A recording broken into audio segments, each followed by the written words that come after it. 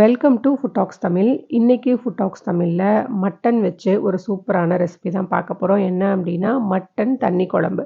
அதாவது வறுத்து அரைச்ச மட்டன் தண்ணி குழம்பு. அது கூடவே குக்கர்லேயே ஈஸியாக அதே சமயம் சிம்பிளாக ஒரு மட்டன் சூப் எப்படி பண்ணுறதுங்கிறதையும் நம்ம பார்த்துடலாம். இந்த மட்டன் சூப் பண்ணுறதுக்கு பெருசாக நம்ம மெனக்கிடணுங்கிற அவசியம்லாம் கிடையாது. குக்கரில் ஒரு 6லேருந்து 7 விசில் மட்டனை வேக வச்சு எடுத்தோம் அப்படின்னாலே அந்த மட்டன் நல்லா தண்ணி விட்டு வந்திருக்கும். அதை நல்லா வடிச்சிட்டு கண்டிப்பாக இதை குழந்தைங்களுக்கு கொடுக்கலாம். ரொம்ப ஹெல்தி, பெரியவங்களும் இதை குடிக்கலாம்.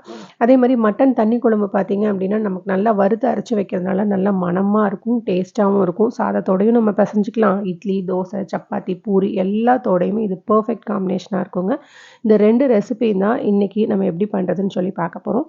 இந்த மட்டன் தண்ணி குழம்பு பண்ணுறதுக்கு குக்கர்லேயே நம்ம பண்ணிடலாம். ஸ்டவ்வில் ஒரு குக்கர் வச்சுக்கோங்க. அதில் கொஞ்சமாக எண்ணெய் விட்டதுக்கப்புறமா எண்ணெய் நல்லா சூடாயிட்டு சீரகம், மிளகு, அது கூடவே 1லேருந்து 1½ ஸ்பூனுக்கு இஞ்சி பூண்டு பேஸ்ட்டு சேர்த்துக்கோங்க.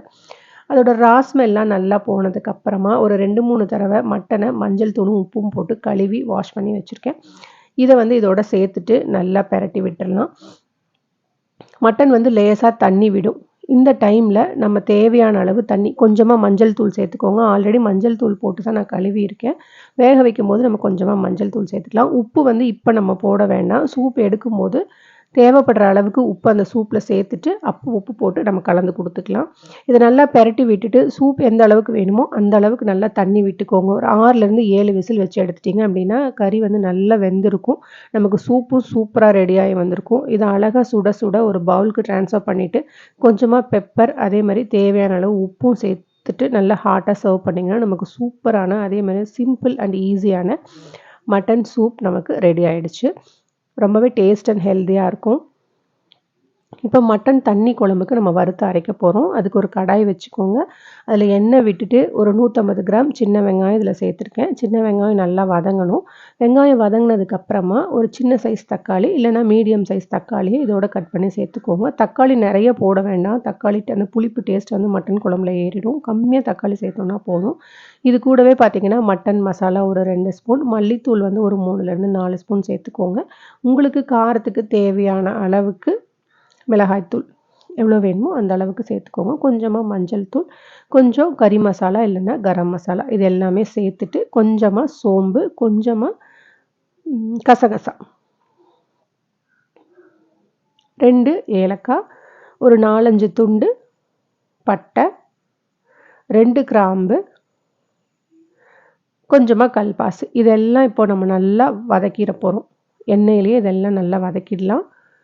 இதோட ராஸ்மெல்லாம் நல்லா போகணும். அதே மாதிரி வெங்காயமும் நல்லா கலர் மாதிரி வரணும். இப்போ ஸ்டவ்வை ஆஃப் பண்ணிவிட்டு ஒரு 2 ஸ்பூன் இஞ்சி பூண்டு பேஸ்ட்டு சேர்த்துட்டு தண்ணி விட்டு நல்லா பேஸ்ட்டாக இதை அரைச்சி எடுத்துக்கலாம். இப்போ நம்ம வேக வச்சுருக்க மட்டன் கூட இந்த பேஸ்ட்டை சேர்த்துட்டு குழம்புக்கு தேவையான அளவுக்கு தண்ணி, நம்ம தண்ணி குழம்பா தான் வைக்க போகிறோம் அப்படிங்கிறதுனால கொஞ்சம் நிறையாவே தண்ணி விட்டுக்கலாம். ஆல்ரெடி நம்ம விட்டுருந்த தண்ணியெல்லாம் எடுத்து சூப் பண்ணி குடித்தாச்சு. இப்போ தண்ணி நம்ம நிறையா விட்டுக்கலாம். இதை நல்லா கொதிக்க விட்டுருங்க. தேவையான அளவுக்கு இப்போ நம்ம உப்பு சேர்த்துக்கிட்டோன்னா போதும். இது கொதிக்கும் போது அந்த உப்பு மட்டனில் நல்லா இறங்கிடும். ஒரு சிம்மில் வச்சுட்டு இல்லைனா மீடியம் ஃப்ளேமில் வச்சுட்டு ஒரு 10லேருந்து 15 நிமிஷத்துக்கு நல்லா கொதிக்க விடுங்க. மட்டன் ஆல்ரெடி வெந்திருக்கு அப்படிங்கிறதுனால நம்ம ரொம்ப நேரம் இதை கொதிக்க விடணுன்ற அவசியம் இல்லை. அந்த ஸ்மெல் போகிற வரைக்கும், நம்ம வறுத்து அரைச்சோம் இல்லையா, அந்த ஸ்மெல் போகிற அளவுக்கு நம்ம கொதிக்க விட்டோம்னா போதும். கொதிக்கும் போதே நல்ல ஒரு வாசம் வரும். அந்த டைமே நமக்கு தெரியும் நம்ம இது நல்லா கொதிச்சிருச்சுன்னு சொல்லி. அந்த டைமில் நம்ம கரெக்டாக ஆஃப் பண்ணிடலாம். இப்போ நல்லா கொதிச்சு வந்துருச்சு. கடைசியாக இது கூட ஆஸ் யூஷுவல் நம்ம என்ன பண்ணுவோம்னா கடுகு, உளுந்தம் பருப்பு, கருவேப்பிலை தாளித்து இந்த குழம்புல நம்ம கொட்டிட்டோம் அப்படின்னா நமக்கு சூப்பரான மட்டன் தண்ணி குழம்பு ரெடி.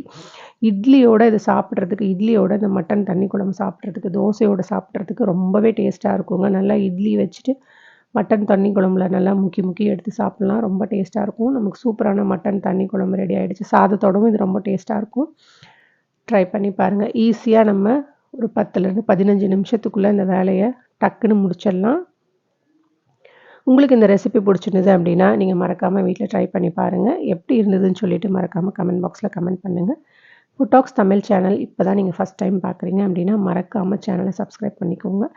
லைக் பண்ணுங்கள், ஷேர் பண்ணுங்கள், கமெண்ட் பண்ணுங்கள். நெக்ஸ்ட் வீடியோவில் வேறு இன்ட்ரெஸ்டிங்கான ரெசிபியோடு நம்ம பார்க்கலாம். தேங்க்யூ.